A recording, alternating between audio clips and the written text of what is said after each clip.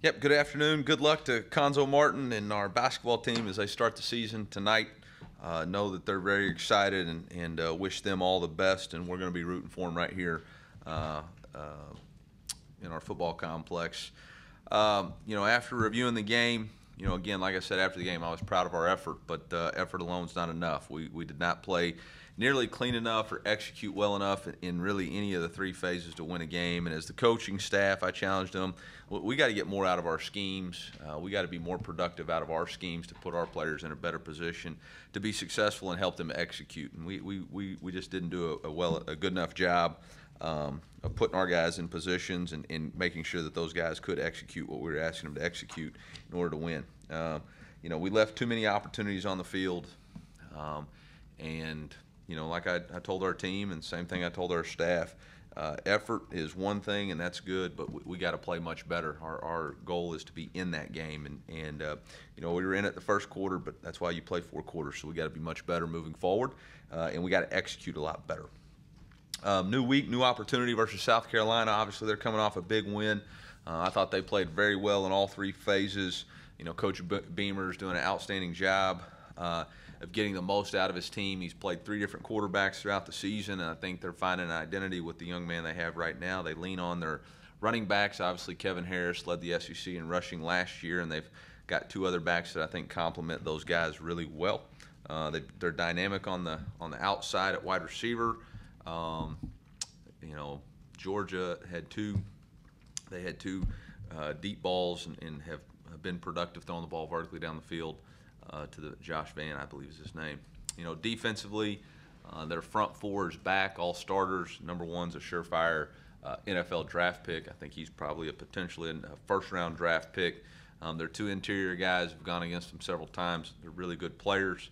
And Aaron Sterling at the field defensive end is also good players. They're backed up by some guys that can really get off and rush the passer.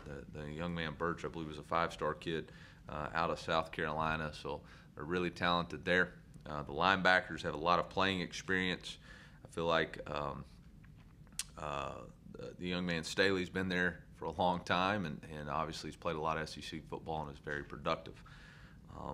So got our hands full in what we're going to need to do in order to win. Thankful to be home at Faroe. Thankful to have an opportunity to put a product on the field that our fans will be excited about, and we got to go out to work today to make that happen. With that, I'll open it up for questions. Just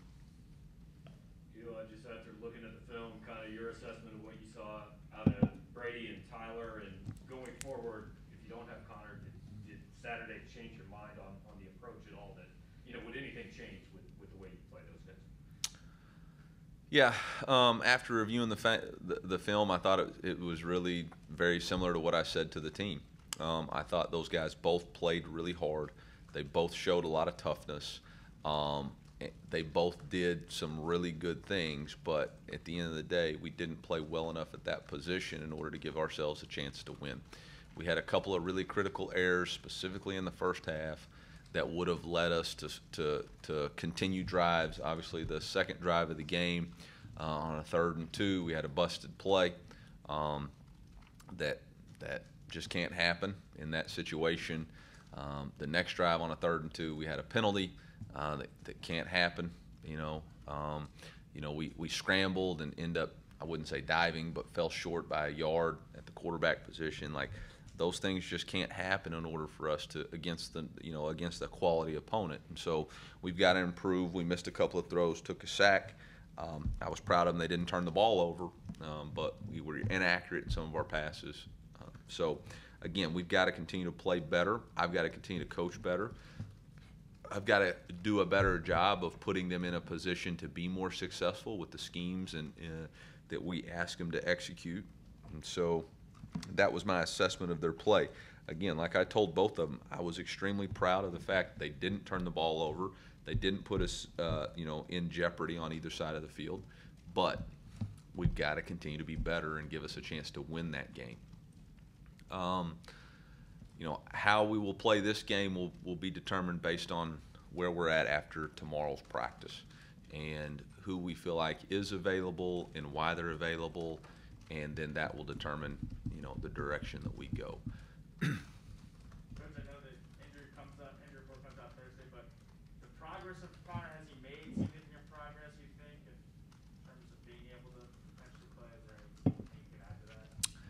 I mean, the injury report will come out Thursday, and y'all get to be out the first three periods of practice today. I think that's it. So y'all can make your own determinations about that stuff and speculations. And he'll be at practice today, and we'll see where we're at.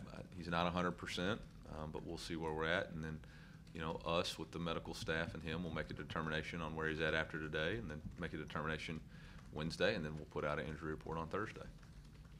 Specifically with Brady, where have you seen him maybe grow and develop the most since he got on campus, and where would you maybe like to see him take the next step? You know, I think Brady's a very intelligent player, and he really wants to do all the right things. I thought he did a nice job of being decisive on a couple of third down opportunities where he pulled the ball down and ran. I thought he had a nice third down opportunity that he took and made the throw to Barrett. I think we just have to continue to clean up the execution. You know, there was a couple of plays where we went to the wrong side on our first read instead of, you know, executing the play as it was designed. That comes through repetition and understanding and preparation, and we will continue to do that. He's going to continue to grow in that. And then I think just accuracy. Eli, this might be, I think South Carolina's probably the only team you faced all 3 years as a head coach, because I think you played them your first Yeah, half as well. that's a good point. Do you notice any difference in preparing for them for maybe a 3rd straight year as you would for Kentucky or Tennessee when it's just the 2nd straight year? Is there anything different in your approach or in your recognition? You know, obviously it's new schemes in all 3 phases, but there is some familiarity with some of the players that are executing those schemes, and maybe how they've played in the past, and what are some things that they do really well that we have to be aware of. You know, number one, can affect the game. I mean, he affects the game, and if you don't take that into account, you know, it's going to be a bad opportunity for our offense. So, you know, stuff like that, understanding how well 30 does of getting everybody lined up, playing in the box, and does a great job of fitting runs. I think he's a very sound, solid linebacker for them. You know, their back end's a little bit new, but yeah, I think there's just some familiarity in knowing who those guys are. Eli, what makes that quarterback rotation so challenging? It seems like no one really wants to do one, but sometimes it's kind of the option that you have.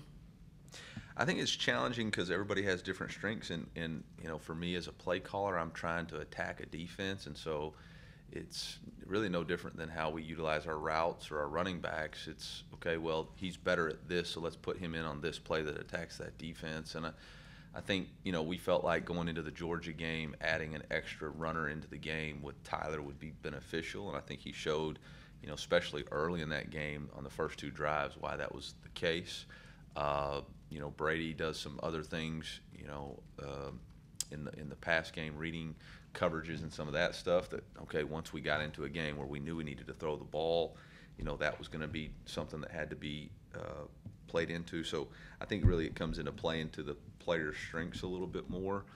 It's just very difficult to try to prepare all quarterbacks in a short work week, you know, and that's really going to be the challenge this week. There's no way I can prepare 3 quarterbacks to be the starter, so we're going to have to narrow down pretty quickly who's playing and how we're going to do that.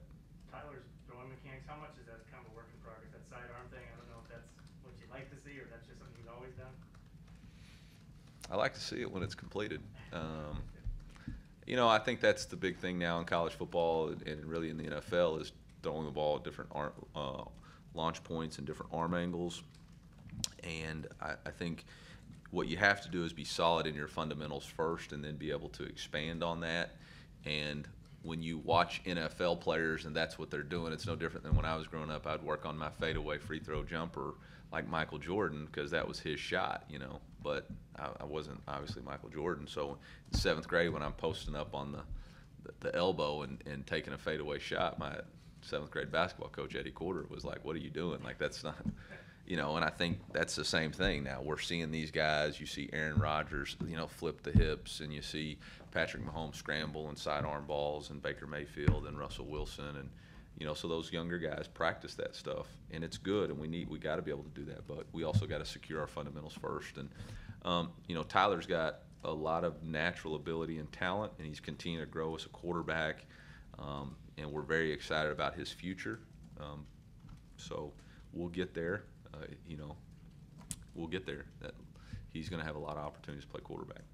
How are you seeing Connor maybe help out these young guys as they try to take everything in that they have to take in? Yeah, I think he really thought he did a nice job on the sideline of talking to those guys after series and giving them ideas of what the coverage was and how they were adjusting to our speed motions out of the backfield and what are some things to consider. And then, you know, there was one time when I got on Brady probably a little too harshly, and he was just over there just, hey, flush it, man, just flush it, go to the next play, flush it. Told me to flush it, which was really good. It was, you know, something that I needed to hear, and I thought it was nice.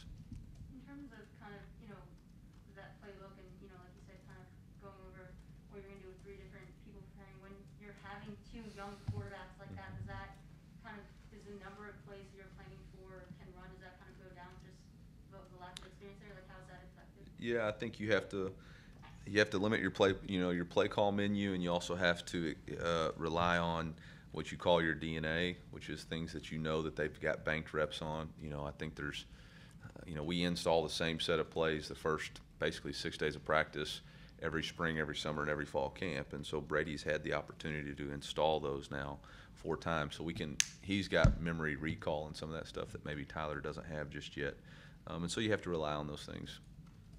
Saturday was probably as well as, or pretty close as you guys have played run defense all year. After looking back, what specifically did you do maybe better than you had been doing in some previous weeks? Yeah, I really felt like we were physical in the trenches. I thought our 2 linebackers played really downhill. We, you know, changed up our lineup a little bit. We had Blaze and Chad Bailey, and both those guys were not passive. They were downhill, fitting gaps, running through. I thought our defensive line did a nice job of shedding blocks, getting skinny at the point of attack, playing more vertical. I thought we did a better job of setting edges. I think there was only a couple of plays that got out on the perimeter, and those were off of quick screens or swing screens more than they were on, you know, designed runs that had really been gashing us. And so I thought, you know, those things helped us. Obviously, we still gave up 166 yards rushing, which is too many. But it was a step in the right direction, and I thought really our front 7, and including Martez, did a nice job in his fits this week. Coach, you guys have 3 games left. Yeah. You need 2 wins to get to the bowl game. Can you describe the motivation factor you guys have the rest of your games in November? Yeah, I mean, I think for us it's all about this week. It's really all about this week. We really can't focus on anything else. In order to get to 6, you got to first get to 5, and we've got an opportunity this week at home versus a quality opponent that we've got to play well against, and so that's really all of our focus. There's an opportunity to win a trophy, you know, at the Mayor's Cup, and so you know, you got an opportunity to claim a tangible benefit after the game, and so really that's our focus, our personal pride and our performance. An opportunity to not only represent the front of the jersey, the back of the jersey, but to claim a trophy at the end. And so that's really how we're approaching this. It's one game at a time, and you know, we got to prepare and have a great Tuesday practice in order to put ourselves in a position to have a great Wednesday practice and continue to stack good days. And if we'll do that, then you know, I think one thing that we have to continue to learn as a program is that just because you do all the things that you're supposed to do, it doesn't guarantee the outcome, right? But if you don't do the things that you're supposed to do, you don't have any chance with the outcome. And I think where the disappointment came from early in the year was our football team was doing the things that it needed to do to put itself in a position to win, but the outcome didn't reflect the work that we put in. That's okay. That's part of the process. You got to continue to do those things. You have to have a great Tuesday practice in order to put yourself in a position to execute on Saturdays. When you go back and look at our game Saturday, you can rewind to the Tuesday that we had where we had busted assignments. We had missed or late to this or late to that. Like, those things don't give you a chance to win on Saturdays because the little things add up. And so, you know, for us, again, with 3 games left, we're not worried about those 3 games. We're worried about making sure that we can duplicate a process that gives us a chance to be successful.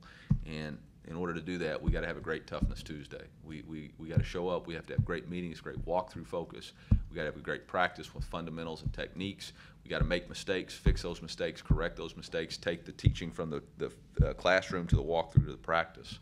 And that's really our focus. You know, a bowl game is a product of what your season is. Our season isn't completed yet. And in order for us to reap that benefit, we got to put in the work for today. Specific to Saturday, I think South Carolina opened some eyes with what they did this weekend. What jumped out to you in taking a look at that game specifically that they were doing so well? They controlled the line of scrimmage on both sides. You know, I think they rushed for maybe 250 or 300 yards. They had 200-yard rushers. That alone is going to be enough to win a game in this league, especially with those two running backs. They created explosive plays. I thought the quarterback extended the ball, extended plays in the backfield, and then was able to create explosives off those extensions. You know, had a big play down the off really a pressure look, and was able to hit a guy on the sideline, and then had another pressure look off of a long yardage situation and hit a wide receiver wide open in the end zone on a busted coverage. So, I mean, I think that's really what jumped out for me offensively. Defensively, again, they controlled the line of scrimmage. You know, Florida teams traditionally run the ball really well. I think they had kept them to less than 100 yards total rushing yards, which doesn't happen. And in order to do that, you got to be really stout at the point of attack, and they were able to do that. So, you know, again, this is a trench league, and you got to win in the trenches, and they clearly did that in that game. So that's really going to be the test for us. With that South Carolina defense, what has stood out to you about Jalen Foster and you know just his ability to? Yeah, Jalen is an instinctual safety. I think he leads the team with 5 interceptions. Right, he's always around the ball. Does a great job in both a free safety position and a coverage position. And really does a great job at tracking the quarterback's eyes to play overlap, which is where he gets most of his interceptions. So he's having a really good season for him. Eli, are you kind of still searching for that number 2 back? Seems like Michael Cox said for a while. I know you didn't get a lot of rushing chances at Georgia, but what do you kind of see in there? Yeah, we're looking for consistency, and it's not just a consistency in a performance, it's a consistency in your day-to-day activities and how you go about your business in the weight room, in your preparation, in your practice habits, in taking care of your body. And if you can consistently do those things, then you can be the number 2 tailback. But you can't show up one week and then not show up the next week, or have, you know, different things play out like that. And so I think that's really for us the biggest thing, is the consistency with their preparation. You know, who can pick up blitzes, you know, who can catch the ball out of the backfield, and then who can run, and then who can manage the easy stuff, which is showing up on time, being where you're supposed to be at the time you're supposed to be there. Eli, how much of a benefit is it to have a guy like Harrison Davis? And does that kind of play into your offensive philosophy when you like get within the 35? It's like it should be guaranteed points when you have a guy who's almost as automatic as he is. Yeah, y'all asked me that question last week. We hit the upright, man. Crud. Yeah, really proud of Harrison. He does a great job of providing us, points. You know, and that's the name of the game, is to have more points than your opponent at the end of the game. And so it doesn't really change how I call the plays or anything like that. It's just a nice knowing when you get inside the 30 or inside the 35, you got the opportunity to go for it, or got the opportunity to kick it, which isn't always the case. You know, it puts you in a position a couple times, like we did against Vanderbilt, where instead of having to try to throw the football to gain the first down, you just knew, hey, I'll hand this off and get a couple more yards, and we'll be able to get the points. Is this the time in the season where maybe you ramp up? I know you said last year you called Sebastian Janisky or something like that. And, like, do you ramp up that at any point in the season with how well he's doing? No, I'm not messing with the flow right now. So, no. Did I call him Sebastian Janisky? I don't remember that one. I think you made that one up. No, I did? Yeah. I need to hear that. Do you have that recorded? I could find it for you. Dadgummit. Anything else? Yeah. It seems that all levels of football now, going for offenses are more aggressive 4th down than probably they ever have been. Is it simply a case-by-case decision for you, or are there certain rules you have? Hey, this game situation, obviously if you're down 6 with a minute to go, you're going for it. But, other things, do you have certain rules you go by, or is it just case-by-case? Yeah, we do have analytics deal, and obviously there's some of that to, hey, we're in a 4-down territory, we're in this, we're in that, or we're right on the edge of field goal range and it's going to be close, you know, the percentages say you're probably better off trying to go for it than you are trying to kick it. But at the end of the day, it mostly comes down to feel. What do you feel like is the right opportunity and right thing for your team at that time to win the game? You mentioned Blaze starting the job back. Does that send kind of a message to your teammate comes in, starts, loses his job, wasn't playing as much, and you go back to him? Is it a positive thing you can point to as an example? Yeah, I think it reflects the number one core value of always compete. And how do you respond to any given situation? You know, I've talked about it all the time. Lessons or losses can be lessons, and failures are not final if you learn from them and grow from them. And I think that's the thing that we're trying to teach young men that are 18 to 22 years old. Like, there's more scrutiny in college football and college athletics than there ever has been, and it's not anybody's fault. It's the reality of the world. 10 years ago, 12 years ago, 15 years ago, you know, if you didn't play good, you didn't hear about it till the next day when it was in the newspaper.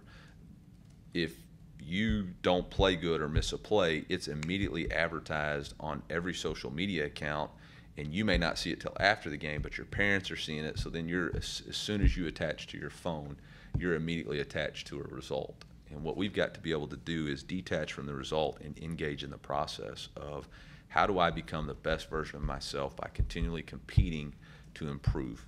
It's the quest for constant improvement to be the best version of myself, and understanding that, again, lessons are losses, and failures are not final if you learn from them and grow from them, and that's life. You know, I think everybody in here is faced adversity and challenges, and how do you respond to them and how do you grow from them? You know, in this business, it is what it is. There's, you know, you got to win or lose, and you got to face the music of that. But for these young men, they get an opportunity to continue to grow and develop as players and as people through these experiences. And that's really what we got to continue to preach. And we got to continue to get buy-in from that. And so I do think that shows that. And that's a good thing. And with Blaze, after the win over Vanderbilt, like some players have mentioned, you know, a speech he gave them about momentum plays. Just what kind of leadership has he provided, even when he hasn't necessarily been, you know, seeing that time on the field? Yeah, I think that's been one of his key attributes, is the leadership that he's shown. He's been through so many ups and downs, from junior college to being at Rice to being here, and understanding, you know, a little bit more of the ways of the world and battling through some tough times and circumstances. And I think he's been vocal about it, and I think our guys have responded well to it. And it's, you know, something that we're really proud of, and why he's a great representation of our football team. Anything else for Coach? Yeah, I just want to clarify one thing. You know, at the end of the game, we did have offensive players available. You know, Tyler was late getting out of the game, out of the shower and out of medical, and by the time we were ready to go, I think we had to cut the Zoom short. There was no intent to prevent any offensive players from being made available. We don't hide from anything. We weren't disappointed in any of those guys' performance. It was just, we wanted Tyler to have that opportunity because he had rushed for 1,000 yards, and it just didn't work out. So I apologize for that. At the end of the day, that is always on me, and we will do better next time, making sure that we can have more players available. I would also like to add, it's been my policy and is my policy that true freshmen don't visit with the media until they're either not redshirting or have contributed significantly enough to our program that they have earned the opportunity to speak for the team.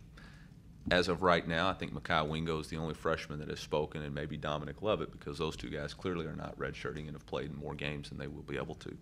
As of that, until that is the case with anybody else, those guys will not be available to the media. That's just a personal policy. I'd be happy to discuss it with you further if you think that's something that we need to look at changing in the future. But as of right now, I feel like that's the message that I want to send.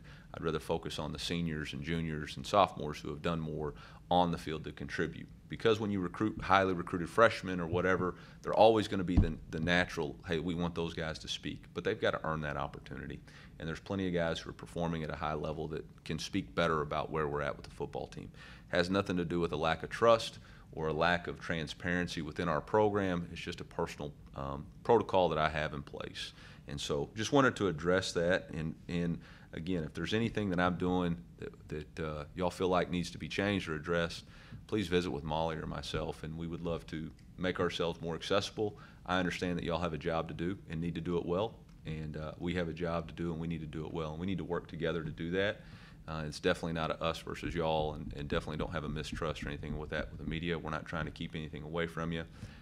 You know, last week as far as closing the practices, that was just because of the speculation with Connor and was trying to give our team a competitive advantage. You know, this week you'll still have your speculation opportunity, but he's going to be out there, and I knew he wasn't going to be out there last Tuesday. And so I didn't want that to be running rampant and be the featured story. So just wanted to clear the air there, and if there's anything that y'all need to follow up with that, again, feel free to let me know or let Molly know, and we'll answer those questions. All right, thank you.